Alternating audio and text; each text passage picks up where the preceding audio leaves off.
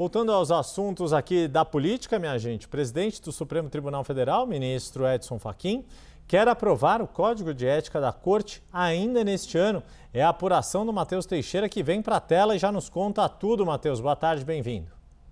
Boa tarde, Yuri, tudo bem? Boa tarde a todo mundo que nos assiste. Exatamente, o ministro Edson Fachin, presidente do Supremo, fez um balanço dos 6 meses à frente do tribunal, hoje, nesta terça-feira, com alguns jornalistas, e ele afirmou e reafirmou que quer sim aprovar o Código de Ética. Há uma resistência interna à adoção desse manual de condutas, mas o ministro reafirmou que quer aprovar e que pretende aprovar ainda neste ano. Evitou dizer se vai ser neste semestre, mas disse que neste ano ele quer sim pautar o tema e que isso seja discutido. Ele designou a ministra Carmen Lúcia como relatora e ele falou ali que a ministra deve apresentar um anteprojeto para os colegas para começar uma discussão de qual seria a redação desse Código de Ética, de quais seriam as regras que estariam ali previstas. Ele afirmou, por exemplo, que no caso das palestras, que ele, desde que se tornou ministro do Supremo Tribunal Federal, nunca aceitou receber pagamento por palestra, mas que há colegas que divergem.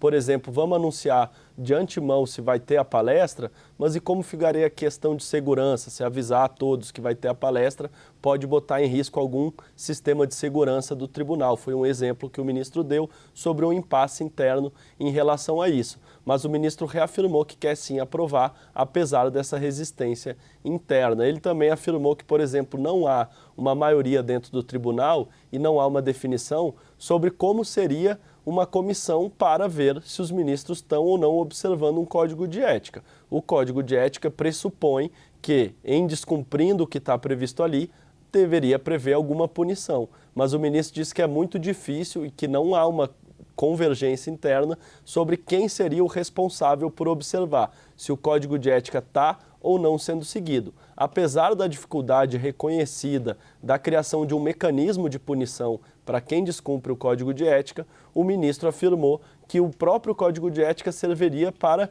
constranger, como fator de constrangimento, que ninguém iria descumpri-lo porque poderia ficar um constrangimento no ar de que o código aprovado não está sendo seguido. Portanto, o ministro reconheceu que há diversos pontos de divergência entre os integrantes do Supremo Tribunal Federal, mas afirmou que a ministra Carmen Lúcia está recebendo sugestões dos colegas e está tentando chegar no meio termo ali sobre qual seria a redação desse Código de Ética. O ministro tem esse manual de condutas, vamos dizer, como uma das principais bandeiras da sua gestão de 2 anos à frente do Supremo Tribunal Federal, e eu fiz a pergunta, o senhor ficaria frustrado se encerrasse essa gestão sem conseguir aprovar o Código de Ética? O ministro disse que não, que só o fato de ter pautado o assunto e de o assunto ter tomado a sociedade, ele percebe que muita gente tem falado do tema, que ele tem recebido muitas perguntas acerca disso e que só dele ter pautado esse tema ele já considera uma vitória.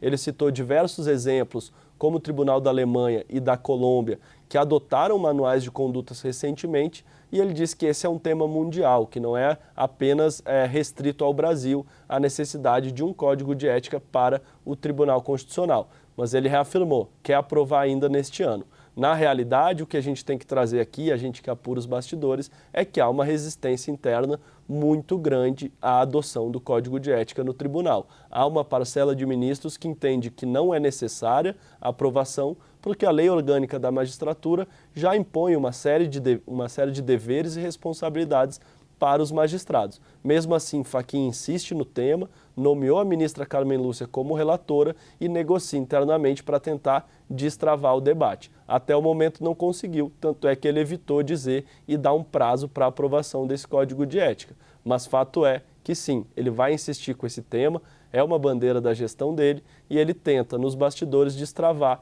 a negociação sobre isso, apesar da grande resistência de parte do tribunal, Yuri.